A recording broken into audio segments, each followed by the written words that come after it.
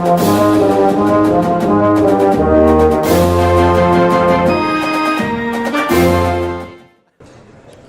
please welcome Rob Allan, Global Principal of Supply Chain Analytics, offering for Watson Supply Chain IBM, who will be discussing some really cool stuff.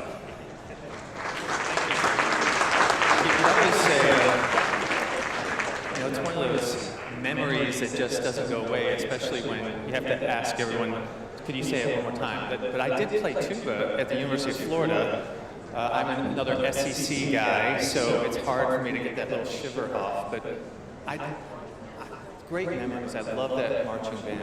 I want to tell you, what am I going to talk about for the next 25 minutes? I'm going to take you on a little bit of a journey relating to how AI and blockchain are used in supply chain optimizations. And the journey starts with 2 years ago.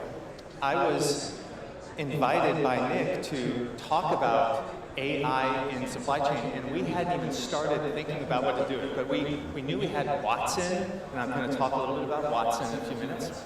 And we had used it successfully to win this game show called Jeopardy, which we'll talk about why that's applicable to supply chains. I know it's not completely obvious to you supply chain people, and millennials may not even know what Jeopardy is. It's this quiz game that a Canadian named Alec Trebek. Anyway, most millennials just don't watch it. Us guys in the later stages of our life, we love it. We live for Jeopardy, but IBM won that thing, and then we applied it to some medicine, healthcare, cancer diagnostics, financial services, and about 2 years ago, we started talking about, can Watson help you with supply chain? Then a year ago, graciously invited back. I'm surprised you invited us back after that interesting first year, but we have started to think about and had a set of sponsored users that were eager to try out Watson in supply chain. And now we have a successful set of deployments. We have over 20 engagements. We have Watson understanding more than 38,000 questions. I'm going to take you through that journey. And I've been watching a little bit about my background, 30 years with IBM, almost every part of that in supply chain data management, big data analytics plays. I led our SAP deployment for a few years and consulted for a variety of clients on consulting solution architecting for their supply chain. So I was always playing with big data, and it wasn't until about 3 years ago when I met this guy named Watson where I realized there's another way to get you some help related to that. So my plan is that journey start with what's going on in supply chains that may suggest you need AI, machine learning, and blockchain to help you. Then I'll talk about what is the technology, and then I'll shift very quickly into how are we using that technology.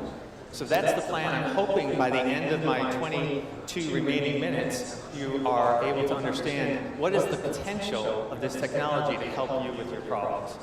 So, starting with very quickly, what's going on in supply chains? You've heard it from a lot of the stories earlier today. We're in the age of digital disruption. We're in this phase where if you aren't able to digitize and understand data, process it, get insights out of that, you're going to be left behind. And this quote was already shared by earlier in the day. I think it was by my good friend Chris Poole from Gartner. We believe that it's not the strongest that survives, it's those that are adaptable to change. And we believe, our point of view, is this technology can help you adapt to change. Here's a couple of interesting statistics that we pulled out, not our statistics, this is doing some research. The 40% of today's Fortune 500 companies will be extinct in 10 years. That's supported by, if you look back in 1955, over 90% of the Fortune 500 in 1955 no longer exist. So we believe that unless you're adapting quickly, you're nimble, you're going to be left behind. How about this? By 2020, 85% of all interactions will happen without having to engage a human. Think about that. What the blockchain discussion that we just had, having an entity, an artificial intelligence entity helping you to sort through all the noise in your supply chain and tell you the things you need to do. Our point of view is that in just 2 years, 85% of all those transactions no human will be engaged. And then this last statement has to do with the impact of this. We believe in this, the effect in supply chain disruptions on long-term shareholder value by the Singhai Hendricks. He said that supply chain disruptions result in companies experiencing almost 40% lower return on their stock value to shareholders. So with that position, we also are seeing many of our clients are setting up their supply chains in silos. And I love this picture because that's our experience at IBM. 3 or 4 years ago, we had these silos that we're setting up in our supply chain. We had the sourcing side, then we had the manufacturing side, we had the fulfillment side, and then we had the delivery side. So following along with the SCORE model, every one of those silos were optimizing to their individual silo. They weren't talking across each other, and I was following with fascination some of the early presentations.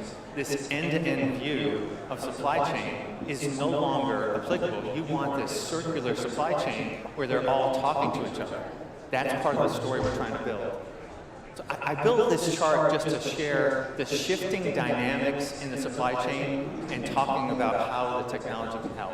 Starting with, you used to talk about reliability of supply. Now we talk about risk readiness. Not just having a reliable supplier, because part of what you might interpret reliability is that you're just stocking a ton of components and hub stock and costing your company millions of dollars. If you shift that to, I'm going to be ready for the risk so I can operate with a lean amount of inventory, but I'm ready for any risk that comes up. That's the shifting dynamic that will call out the value of AI. Or how about this? Responsiveness. That's good, to be responsive. Well, again, it leads to, if you're just responsive, that means because you're storing a ton of inventory. That's not good for any supply chain practitioner. You want speed of action, ability to respond quickly to a customer's new demand or a new situation or disruption.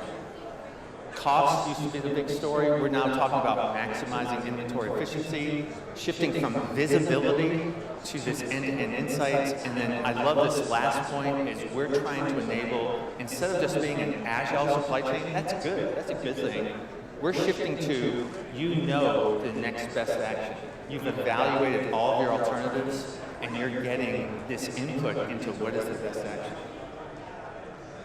So I'm going to introduce a little bit about AI and Watson. What is our point of view? There's many players in the AI space, and we don't have a corner on the market. We're not suggesting that, us with Watson. But the way we position Watson is Watson's able to, first of all, ingest vast amounts of data. Watson's able to ingest in millions and millions of lines of information to start learning the elements that you need about your supply chain. Or how about this? Reason over information. Let me get a quick drink of water.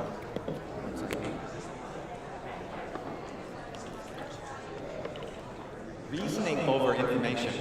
Instead of, if you just do a Google search, that's information. We're countering that with Watson is able to provide reason to what does that information mean to you.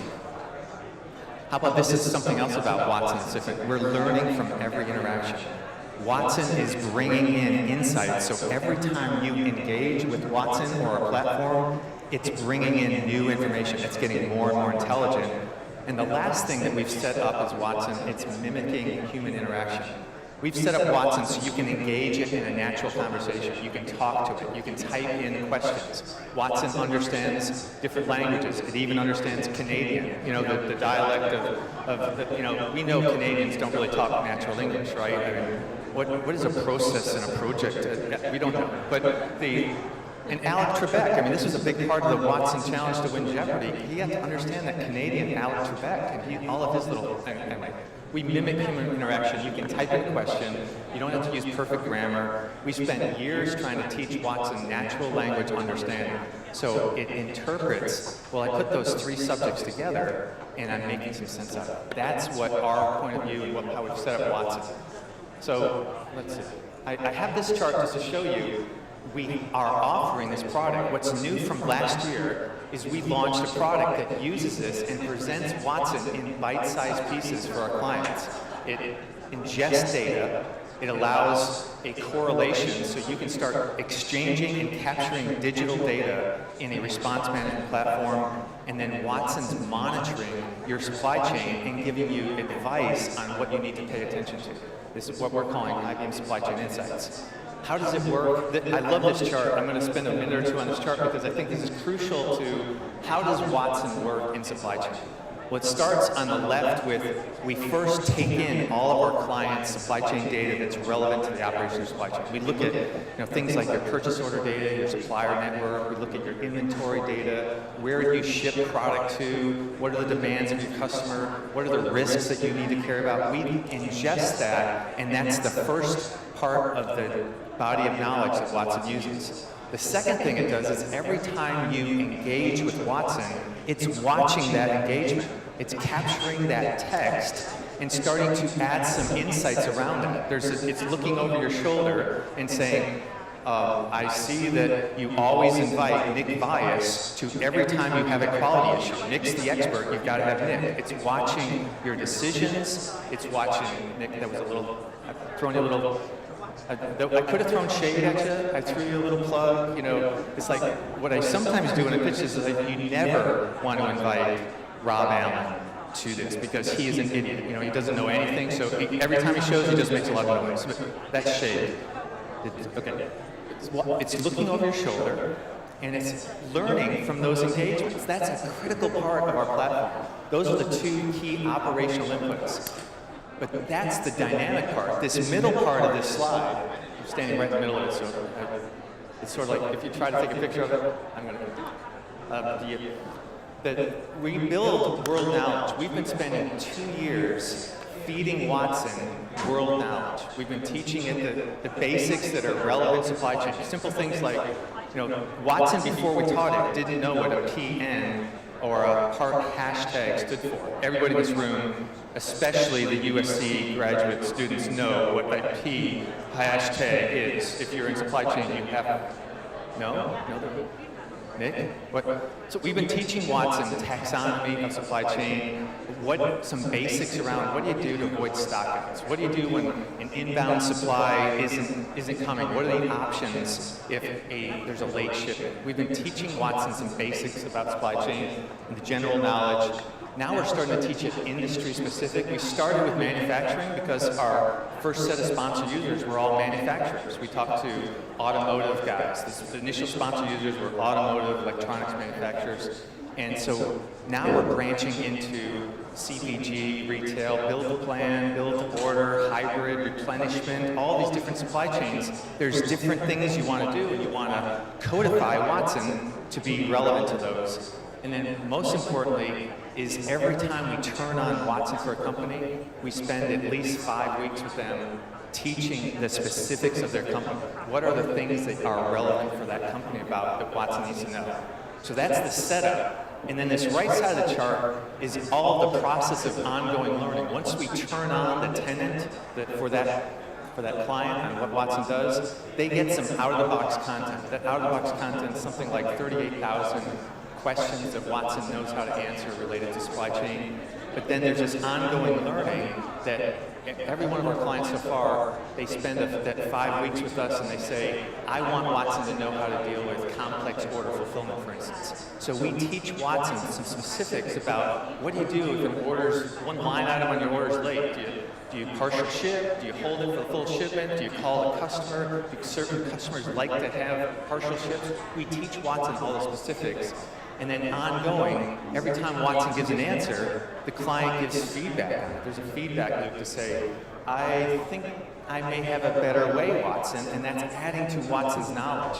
One client said, I only want these 5 people to give feedback to Watson. Nobody else is allowed to give feedback to Watson, so there's a little permission here.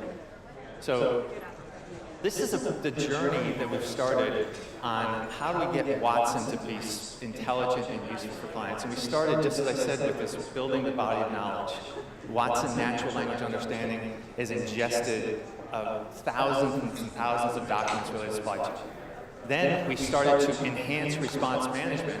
When you go into our platform, Watson now has some specific things it does. I mentioned recommending participants. If you go into an issue related to supply chain, Watson will start to say, well, I'm looking at the title of your collaboration response issue, and here's the 7 people that I'd recommend. So just recommending people to come into the room, that's a big part of it. The second thing is it looks for past incidents you've managed. It matches those words with what you want to do. Well, the last 3 times we did it, here's what you did. So it's just retrieving those playbooks to bring it back in.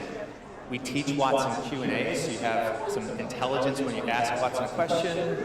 We're starting to fold in some external data. We started with weather. I think many of you know that IBM purchased the weather company. We have access to all this incredible data on weather, and I think everyone in the room knows how incredibly impactful weather can be on so many phases of the supply chain, and we're learning more and more about that. We're not going to teach Watson about a quarter inch of rain. You know, if you have a forecast in 3 days, a quarter inch of rain. We're looking for curated, impactful weather events. Things like, you know, we're picking up some interesting flooding capabilities. For one client, we were looking at floodplains and, you know, what's the likelihood if you get this much rain that this plant will be shut down or this delivery route will be impacted. We're looking at weather, but also things like traffic congestion. One client asked us to teach Watson the entire global holiday schedule, because we want to know on all of our global deliveries when will it be affected because this country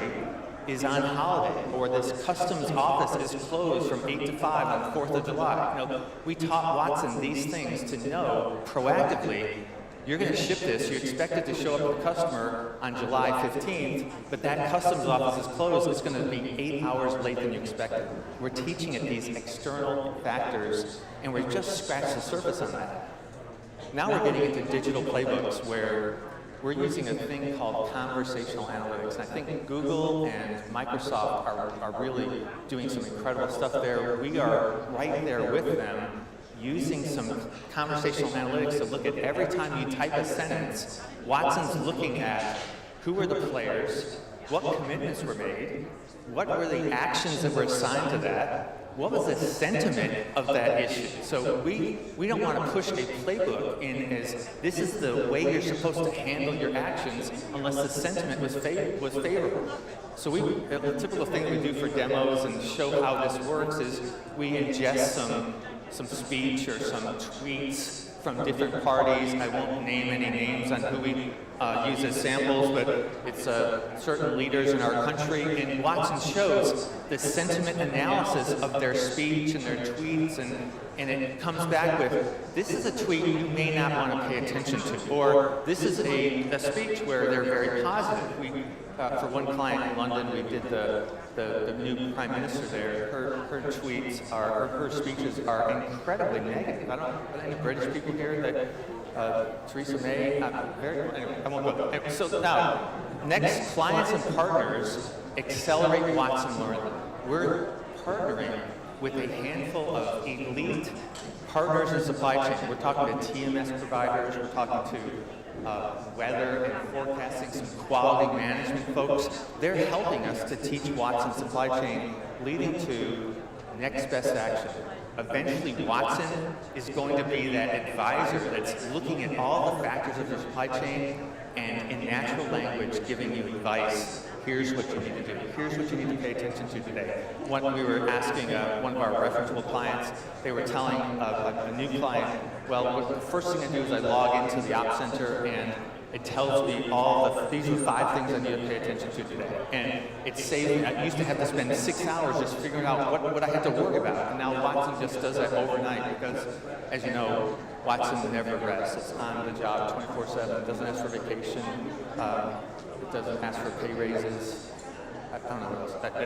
Let's go. Blockchain. I've decided after the hour-and-a-half panel not to cover this chart. I asked Watson the question that was sitting at my table, should I cover the blockchain chart? And Watson said, do not cover the blockchain chart. Yeah. You guys did such a good job on that. But I want to feed off what you heard from the IBM team. What we're trying to do is show you practical applications of how to use the blockchain. We've been trying this out with some use cases. I love the chart that you saw with all the different things, but you heard about the GTD project where we're trying to improve the amount of time and reduce the amount of paper, the approvals to get product across borders, all the importing of process. We're learning a lot about the potential blockchain there. You heard about the food trust with Walmart and provenance of knowing exactly where the pineapple tree was or the lime. And now we also have added this new project called Supply Chain Shared Ledger that Rami, sitting right here, is leading, and that's leveraging that EDI network of data and applying the blockchain so you don't have to do all the setup. We're setting it up for you using that network of connections we have to start leveraging the blockchain advantages for clients. So let's talk about a few examples now. I'm going to shift to use cases and talk about how is this actually manifested. I'll start with MasterLock. A couple of these companies have given us permission to share their names because they're getting benefits, and they said if you want to throw our name on the chart, go right ahead. But MasterLock is we're on there, running their network for them, and we're starting to use that network data, EDI data, to extract insights onto how is the supplier performing? Are there any trends related to that supplier that we need to worry about? Have they been gradually decreasing in the reliability? Or looking at the reliability of your carriers? We're trending data, running analytics on it, and MasterLock saying they're able to get better visibility to predict those issues in their supply chain. A leading CPG company that we're well underway in engagement with Watson, running their control tower through Watson. What they asked us to do was they wanted Watson to start teaching them what are all the supply risks. Teach Watson everything that goes into the inbound supply that runs their global supply chain. Start teaching Watson to know all of that. Then also start to look at all the demand risks. What are all the things that you can start looking at unstructured data and structured data, bring that in and tell us, anticipate, predict what demand disruptions are going on. Then also use a response management platform that has AI built into it. And finally, can you show us the profit and loss impacts of every decision? And a leading CPG company is trying that out. They believe in that innovation they're implementing. And then Lenovo is also a referenceable client where they said, we want Watson to start helping us mitigate supply disruptions. They've had some major challenges with weather and different supply disruptions completely cratering their ability to fulfill their electronics orders for their company. So they wanted to be able to largely predict those, look at what are the challenges, and quickly mitigate those and offer some alternatives. Here's some early outcomes we're getting. I think this may be interesting. We look at disruption mitigation, and that term disruption, when you have a supply chain that craters, and that's what most of us do. I did it for almost 30 years of my career, was managing and chasing parts, or if a customer places this huge order, what do? Helping to look at how you manage those. We're able to drive how you handle disruptions from 18 days to hours using Watson to start learning playbooks. And 52% reduction in expedite costs for a number of clients. Inventory reductions, we've got procurement benefits, faster data. One client says, what you just showed Watson do by running a natural language, a query, showing all of the incoming supply that is late as of today. I used to have to set up a query. It took me 6 hours to go retrieve that. Watson just did that in milliseconds.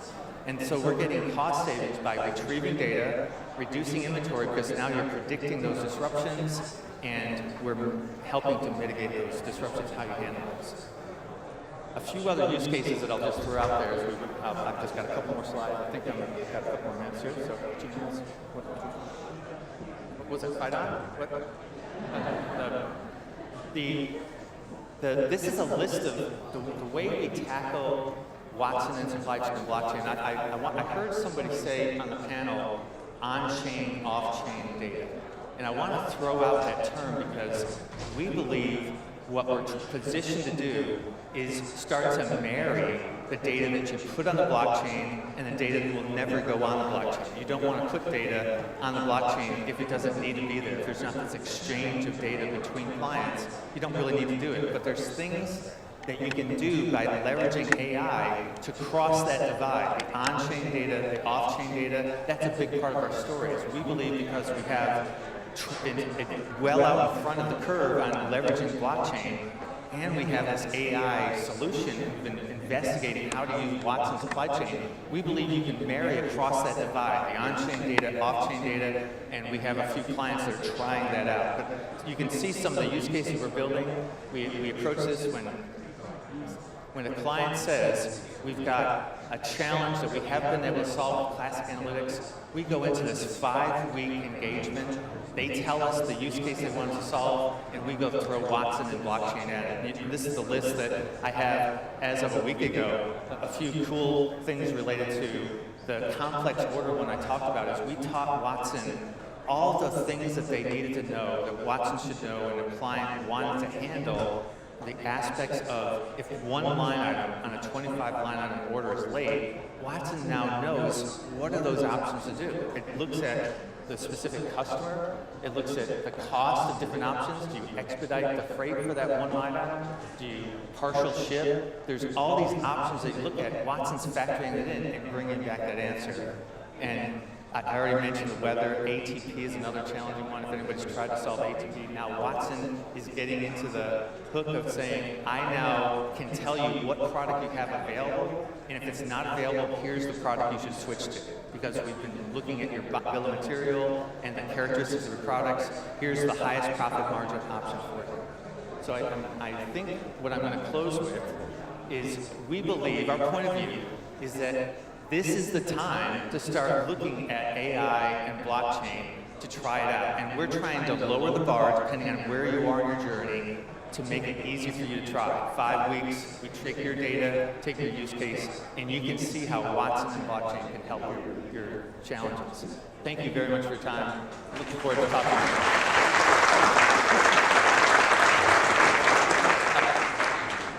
We do have a group in the back, a booth, a set of really smart-looking folks that would be glad to talk to you more, or join our LinkedIn network. Thanks very much. Very much. Appreciate it. Thank you, Watson. Rob.